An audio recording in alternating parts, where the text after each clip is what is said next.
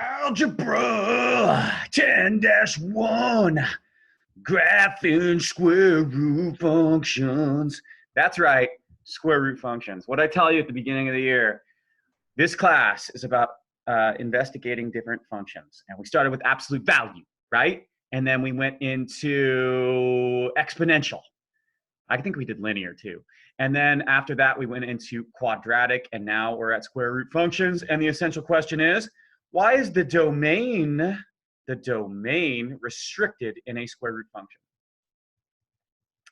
Hopefully you're already thinking about it, going, wait a second, domain, what's that? It's all the x values that are included in the function. Why would it be restricted in a square root function? I can hear some of you being like, I know.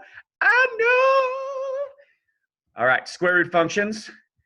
Square root function is a function that contains a square root. Wow, that's amazing. I would have never guessed by the name. With the independent variable in the radicand. I'm going to pause here for a second. I think I've told you all of this before, that the name of the function is where the input variable goes. So an absolute value function, where does the input go? Inside the absolute value, right? Now that doesn't work all the time, right? Oh, I should say exponential function, it works, right? The input is the exponent. Square root function, the input is under the square root or in the radicand. Linear functions and quadratic, those words don't really describe what's going on, but that's okay.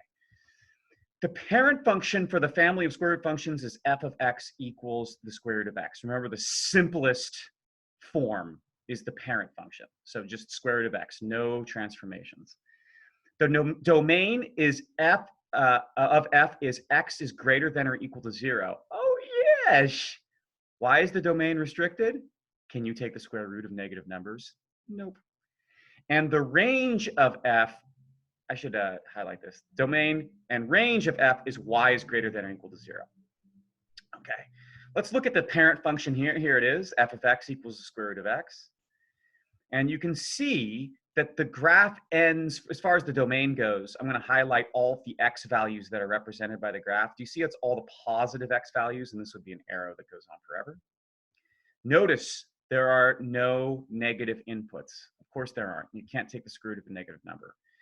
But notice also that if you're taking the square root of 0, which is 0, or a positive number, which is going to be a positive number, you're never ever going to have range value below 0, right? So y is always going to be greater than or equal to 0. So y is also always going to be positive. Of course, that can change once we start transforming, but for the parent function, that's true. The value of the radicand in a square root function cannot be negative. Not surprising. So the domain of a square root function includes x values for which the radicand is greater than or equal to 0. Okay, so the radicand, just to make sure that you all know what the radicand is, whenever you have a root, right, this looks like an R, the radicand is the thing that's inside of it. Okay, so the radicand can't be negative, right? So the radicand must be greater than or equal to 0. On a square root function, of course. That's not going to be true if we go to like a cube root function, but for a square root function, yes. So that means if you're asked to describe the domain is all the x values, describe the domain of f of x is equal to 3 times the square root of x minus 5. The radicand has to be greater than or equal to 0. So the radicand has to be greater than or equal to 0. So x minus 5 has to be greater than or equal to 0.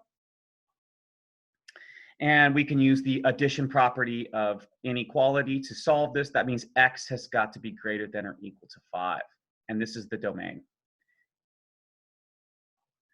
That's really helpful, right? That's really helpful that we know how to determine the domain by simply writing the radicand in an inequality greater than or equal to 0. Now, what about this example over here? It says graph f of x. So we're going to graph this. It's already graphed for you, but we're going to examine it. F of x is equal to the square root of x plus 3. And then we're going to describe the range, all of the y values expressed by the function. Okay. Well, what's under the radicand? X.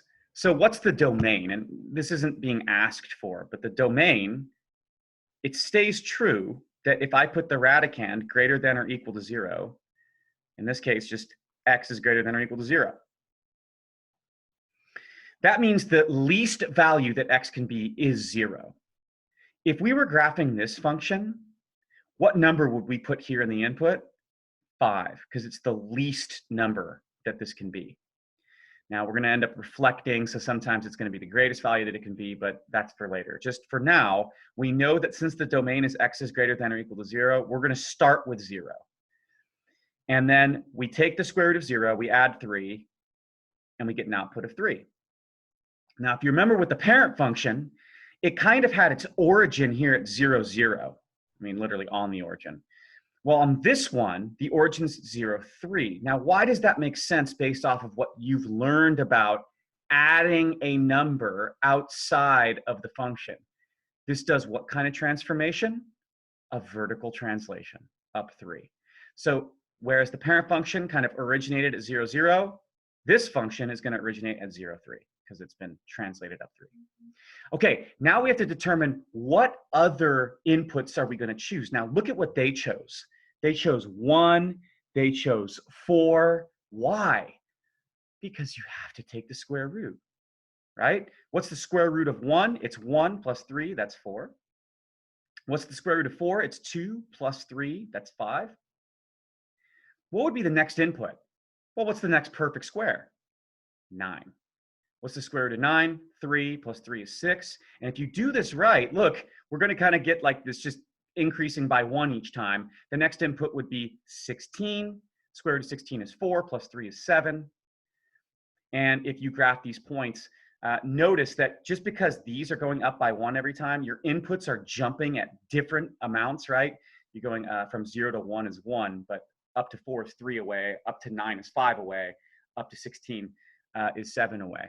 So it's going to create a graph that looks like this. All right, that's the end of part 1 for 10-1, graphing square root functions. I'll be right back with part 2.